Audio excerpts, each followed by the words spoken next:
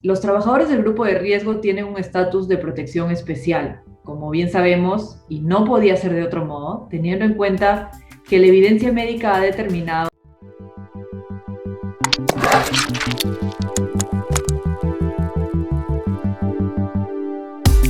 Hola, ¿qué tal? Buenas noches. Mi nombre es Katy Noriega, soy asociada senior del área laboral del estudio Filippi, Prieto Carrizosa, Ferrero de Uría, y el día de hoy he sido invitada por Enfoque Derecho para conversar un poco más sobre los trabajadores del grupo de riesgo.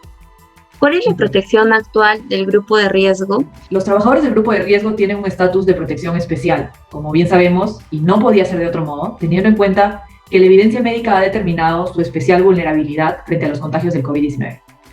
Sin duda, se trata de una protección nunca antes vista, pero también de una situación nunca antes vista. Esto probablemente sea la mejor respuesta para explicar el rol de soporte, que sin duda hasta el día de hoy vienen jugando los empleadores de las distintas empresas, de los distintos rubros y actividades que existen en el mercado. Ya que, por un lado, tienen que resguardar la salud y la integridad de este grupo especialmente vulnerable, pero por otro, y no de menor importancia, garantizar su subsistencia tanto del vínculo laboral como de los ingresos con base a los que ellos pueden costear sus necesidades, ¿no? En virtud de ello, he considerado importante tener en cuenta que dentro de las principales medidas de protección que se han dictado a favor de los trabajadores del grupo de riesgo tenemos fundamentalmente 4, o al menos son las más importantes que yo he podido identificar. La primera, sin duda también una medida revolucionaria, aparte de este contexto de necesidad extrema, ha sido la creación del trabajo remoto y la aplicación del trabajo remoto como prioridad a este grupo de trabajadores especialmente protegidos. Esto ha sido desarrollado a través del Decreto de Urgencia 026-2020 y lo que nos dice básicamente esta norma es que los trabajadores que están bajo estas circunstancias especiales deben tener como primera posibilidad la de realizar los servicios de forma remota, en el domicilio que hubiesen determinado para pasar este aislamiento. Por supuesto, esto implica que existan cambios o ajustes respecto de la actividad conforme la venían realizando, salvo que su actividad antes ya hubiese sido de manera eminentemente virtual y digamos que acomodarse en el lugar pues de menor importancia, pero para la mayoría de los casos ha exigido sin duda un periodo de adaptación, de ajustes, de reformas, para favorecer que esta sea la manera en cómo se va a prestar el servicio en este contexto. Lo indispensable para las empresas es dar todas las facilidades necesarias. La segunda medida de protección es que se otorgue una licencia con goce compensable en defecto de la posibilidad de que continúen trabajando de manera remota. ¿Esto qué quiere decir? Que aquellas funciones que por su naturaleza no pueden desarrollarse de esa manera exigirán de los empleadores el otorgamiento de un periodo pagado sin que exista contraprestación de por medio. Esto es también una medida creada especialmente para este contexto porque hablamos de una licencia con goce, o sea, un permiso retribuido, pero compensable. El trabajador, al término de este periodo de protección en el que se le admite mantenerse en su domicilio, tendrá que compensar todos estos meses, bueno, ya este año, poco más de un año, pagado por su empleador. La norma establece que esta compensación se puede fijar unilateralmente contra sobretiempo y por acuerdo de partes contra cualquier otro beneficio, pero es muy importante insistir en que esto debe darse por acuerdo de partes. La voluntad de ambos tiene que ser manifiesta, libre, no condicionada a la continuidad del vínculo laboral para que tenga validez. La tercera medida de protección es el deber que tienen los empleadores de continuar garantizando las medidas de seguridad y salud en el trabajo para estos trabajadores, con especial incidencia en estos trabajadores. ¿Y cómo hacer esto? Bueno, a través del seguimiento que pueden hacer vía su médico ocupacional, la enfermera, la asistente social, quien se encargue del servicio de salud, puede llevar a cabo un proceso de control. Esto se puede hacer de manera telefónica, virtual. Los medios ahora son diversos. Además, pueden alcanzar desde medidas vinculadas a cómo ejecutar el trabajo remoto si lo hacen, o cómo mantenerse activo en casa, o si es que están programados para la toma de las vacunas, pues cuándo es que les tocan, y en general cualquier otro tipo de circunstancia que pueda ser de interés para estos trabajadores. Y por último, la medida de protección 4 que he identificado es que no se les puede aplicar la suspensión perfecta, que quizá meses atrás estuvo más en boga que ahora mismo, pero no podían estar incluidos dentro del listado de trabajadores. Tu segunda pregunta era, ¿cuáles son las obligaciones que debe cumplir el empleador frente a ellos? ¿Cierto? Y estas están vinculadas sin duda a las obligaciones que acabamos de mencionar. El empleador tiene que tener un rol activo respecto de la garantía de que estos trabajadores no solo van a permanecer en sus domicilios preferentemente, sino que además van a contar con todo el soporte necesario para poderlo hacer de manera saludable y no sintiéndose en una situación o en una encrucijada respecto a su continuidad laboral. ¿Cuáles son las obligaciones que debe cumplir el empleador para el retorno a las actividades presenciales? Bueno, El empleador tiene una serie de obligaciones, algunas de ellas ya las hemos mencionado en la respuesta anterior, pero en concreto, lo relativo al retorno a las actividades presenciales de este grupo, es necesario hablar un poquito de la historia. Hasta hace no mucho teníamos disposiciones que regulaban la posibilidad de que los trabajadores miembros del grupo de riesgo pudiesen regresar con la firma de una declaración jurada. No era tan sencillo como simplemente comprometerse a regresar, sino que había, por supuesto, una suerte de responsabilidad compartida con el empleador en vista que la intervención del médico ocupacional era indispensable. Y esto, creo que la razón es bastante evidente, ¿no? Impedir que los trabajadores, por miedo a perder su empleo, regresasen a la actividad presencial para cumplir con su empleador, pero anulando este efecto protector que quería darse en virtud de las normas que hemos revisado antes. Y por eso es que hablo de una suerte de responsabilidad compartida por la participación del asesor técnico, que sería el médico ocupacional. Actualmente, la norma que regula este tema es la RM 972-2020 MINSA. Es muy importante tener en cuenta que esta es la disposición actual porque ya no nos habla de una declaración jurada. Esta norma, en realidad, acumula una serie de lineamientos para la vigilancia y la salud de los trabajadores en las distintas actividades económicas que pudiesen existir y establece criterios generales que deberían manejarse durante el periodo de emergencia sanitaria. Es muy importante tener en cuenta esto porque nos habla de reglas que podrían implementarse actualmente.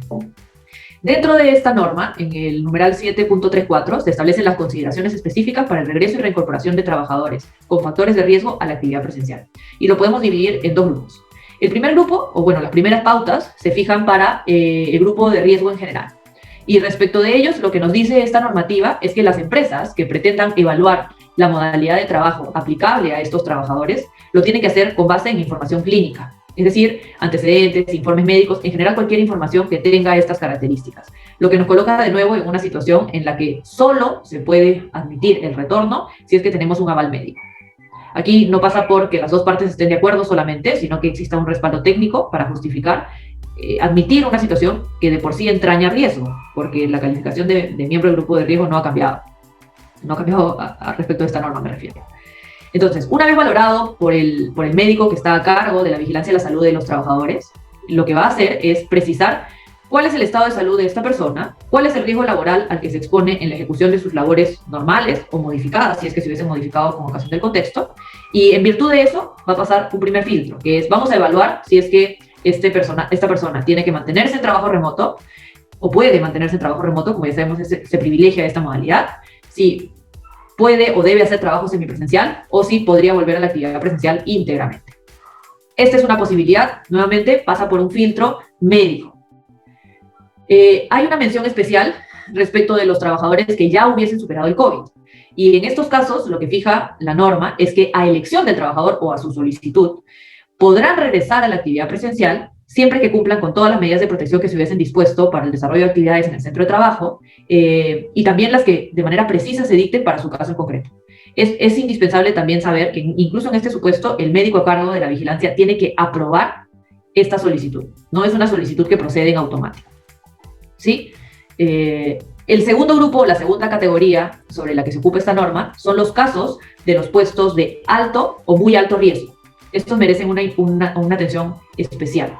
En estos casos, cuando los trabajadores que pertenecen a esta categoría, o sea, cuyas funciones se hubiesen valorado como expuestas a un nivel de riesgo alto o muy alto, y que igual desean regresar o reincorporarse a la actividad, van a tener que pasar sí o sí por una evaluación individualizada del médico ocupacional. Luego de este análisis, se va a emitir una constancia de que no solo han pasado por la evaluación, sino que además conocen todos los riesgos a los que van a estar expuestos en el desarrollo de su actividad presencial.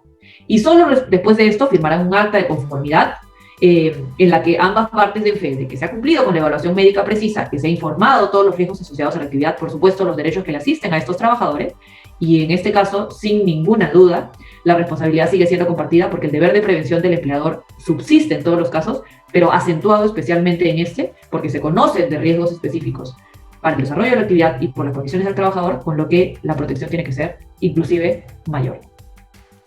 ¿Qué es el certificado de aptitud y si es necesario contar con uno para todos aquellos casos en los que un trabajador que pertenece a un grupo de riesgo desea incorporarse a sus actividades presenciales? Ok, bueno, el certificado de aptitud es un documento que ya preexistía al estado de emergencia.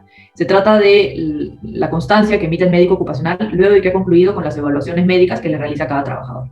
En función de estas evaluaciones, el médico ocupacional se encuentra en la capacidad de definir si se encuentra apto laboralmente para asumir ciertas responsabilidades o funciones o realizar pues, las actividades que son propias del puesto de trabajo al que pertenece. Se trata de un documento técnico, no es un tema vinculado a cómo es esa persona o cómo me dice esa persona que se siente para regresar, sino evalúo técnicamente cuál es el estado o condición particular del trabajador y además contrasto sus condiciones con las funciones que va a ejecutar para ver si estas se pueden materializar. Este certificado de aptitud puede tener tres posibilidades de diagnóstico, ¿no? La primera es apto, que es aquella en la que se acredita el buen estado de salud del trabajador. Lo que se hubiese podido hallar no es significativo para el detrimento de sus capacidades y de desarrollar su actividad, o no se ha hallado nada significativo que enunciar. Esa es la primera alternativa. La segunda alternativa es que se declare a este trabajador o trabajadora como apto con restricciones. Lo que quiere decir que está capacitado para realizar su trabajo, pero tiene alguna situación médica, una alteración física o mental que hace necesario que el empleador modifique las tareas o las adecue a las posibilidades reales que tiene este trabajador para respetar o garantizar su estado de salud y su integridad. Igual puede volver a la actividad, pero va a exigir del empleador un extra, ya sea para modificar el espacio de trabajo, para modificar las funciones, para modificar la dinámica. Esa es la participación que va a tener en estos casos. Y por último, puede ser no apto, en cuyos casos el trabajador tiene algún diagnóstico de lesión o alguna secuela de enfermedad o de un accidente que limita significativamente su manera de realizar las labores propias del puesto para el que fue contratado. En este caso, el trabajador no podría volver a la actividad por la recomendación médica que viene detrás. ¿Sí? La norma que nosotros hemos citado previamente indica que es necesario contar con información clínica que establezca si un trabajador es apto o no apto para el retorno. Entonces, estos certificados de aptitud médica servirán sin ninguna duda para poder acreditar que un trabajador puede volver a la actividad presencial o semipresencial o debe mantenerse en el trabajo remoto y por qué razones.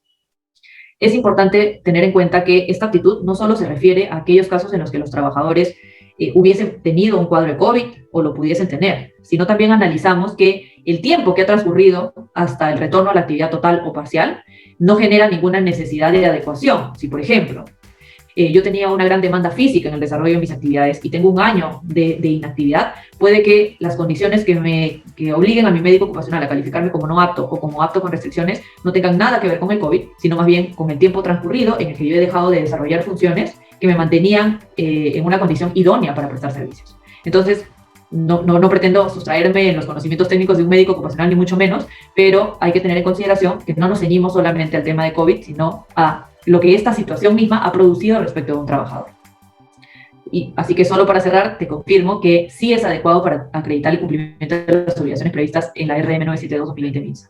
¿Podría ser el único documento? No. De repente en el contexto se emite algún documento de semejante valor, equivalencia o enunciado de otra manera. El asunto es que podamos determinar técnicamente que un trabajador puede volver seguro al trabajo. La emisión del certificado de aptitud es adecuado para acreditar el cumplimiento de las obligaciones previstas en la resolución ministerial 972-2020 MINSA. Solo para complementar lo que mencioné en la pregunta precedente, considero que el inciso A del 7.34, que nos habla de contar con la información médica, determina que este documento sí es idóneo. Y para el caso de los trabajadores con riesgo alto o muy alto, sería el inciso C del 7.34 también. Por lo que, aunque no se mencione expresamente este documento, sin ninguna duda va a ser útil para poder cumplir con las exigencias de la norma.